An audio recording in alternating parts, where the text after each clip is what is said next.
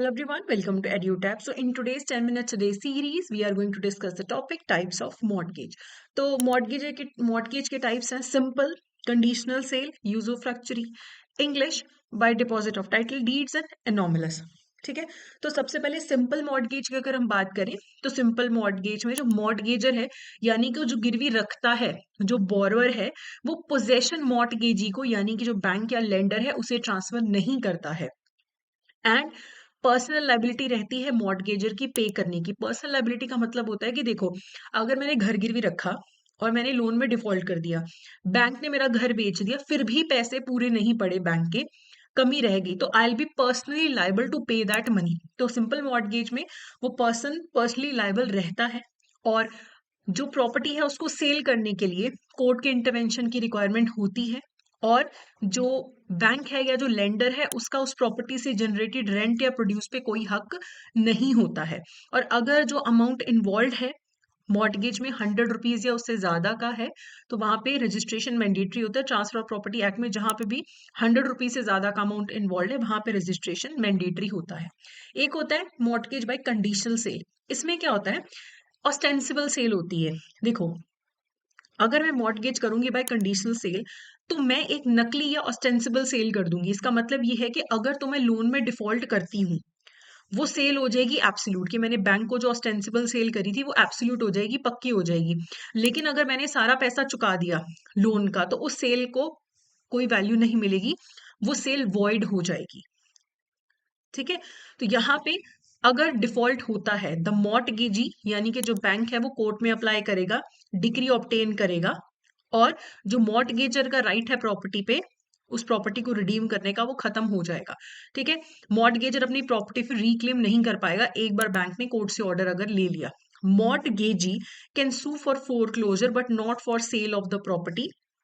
जो मॉर्टगेजी यानी कि बैंक है वो पर्सन पे फोरक्लोजर के लिए केस कर सकता है, सू कर सकता है। फोरक्लोजर का मतलब होता है the loss of right possessed by the mortgagor to redeem the mortgage property.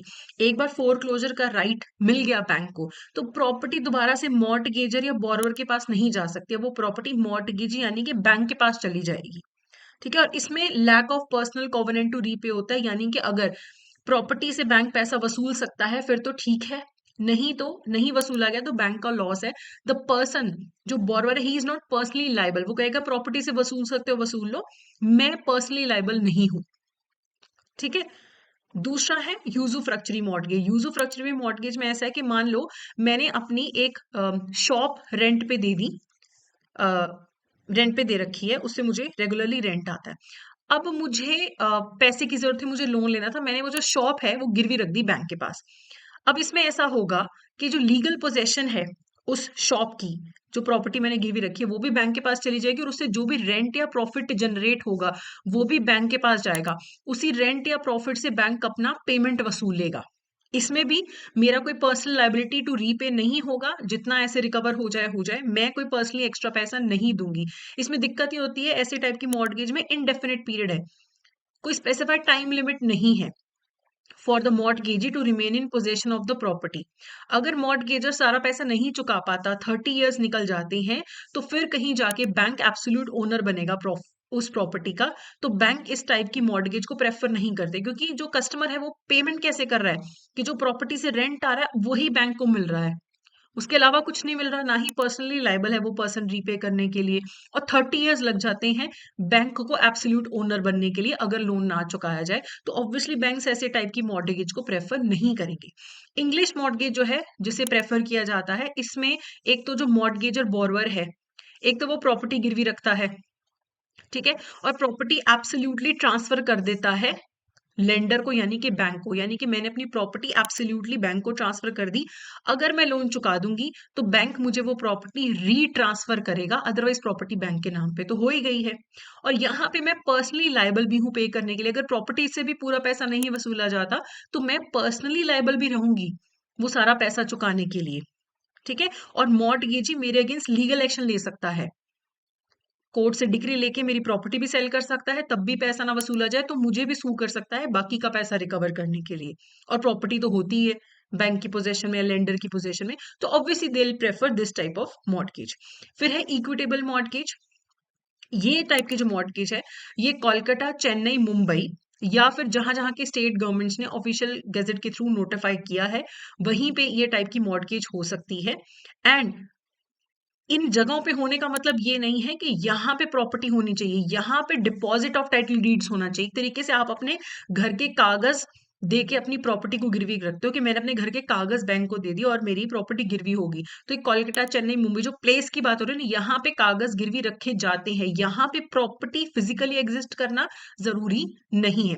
तो मैं अपने एजेंट के थ्रू ये प्रॉपर्टी के कागज गिरवी रखवा के लोन ले सकती हूँ। मेरा इंटेंट होना चाहिए कि मैं कि कागज इसीलिए दे रही हूँ क्योंकि मुझे आपसे लोन चाहिए है। तो डेट होना चाहिए, डिपॉजिट ऑफ टाइटल डीड्स होना चाहिए है, और एज अ सिक्योरिटी मैं उन्हें गिरवी रख रही हूँ। ओके, तो ये एक टाइप का इक्विटेबल मॉर्टगेज है। फिर एक टाइप का मॉर्टगेज जो आखिरी रह गया वो है एनोमलस मॉर्टगेज। एनोमलस मॉर्टगेज होता है, अभी तक हमने जितने भी टाइप के मॉर्टगेज पढ़े हैं वो किसी भी कैटेगरी में नहीं फॉल कर रहा। एनोमलस मॉर्टगेज जो है वो किसी भी कैटेगरी में फॉल नहीं कर रहा।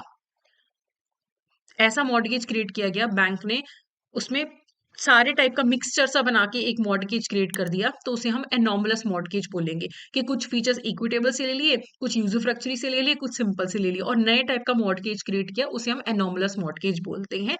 जो कि सबसे कॉमन तरीका है कि ठीक है, बैंक आपसे कागज भी लिखवा लेगा, प्रॉपर्टी का पोजेशन भी ले लेगा। ठीक है, तो before continuing with the question I would like to inform you कि हमारा कैब का जो मास्टर कोर्स है वो लॉन्च हो चुका है, जिसमें आपको सारे सब्जेक्ट की रिकॉर्डिंग्स, एग्जाम से पहले live classes, short note, test series सब कुछ अवेलेबल होगा। तो कैब 75 आपको कोड यूज करना है टू एनरोल इन दिस। तो क्वेश्चन देख लेते हैं। This type of mortgage can only be establish in certain towns including Kolkata, Mumbai, Chennai और any other town specified by the concern state government. Mortgage by conditional sale, English mortgage, usufructuary या फिर equitable. So ये है, इसे mortgage by deposit of title deeds भी बोलते हैं। ठीक है, तो डी यहाँ पे करेक्ट आंसर है। अगला है अ लीगल इंस्ट्रूमेंट और document that formalises the transfer of property in the transfer of interest in the property from the mortgagor to the mortgagee is what. तो जो लीगल इंस्ट्रूमेंट बनता है जब भी आपको प्रॉपर्टी को मॉर्टगेज करना है, तो आपको एक मॉर्टगेज डीड क्रिएट करनी पड़ती है जिसमें सारे टर्म्स एंड कंडीशंस होते हैं। तो बी जो है यहाँ पे करेक्ट आंसर है। तो ये था हमारा आज का session. That's it for today. Thank you so much.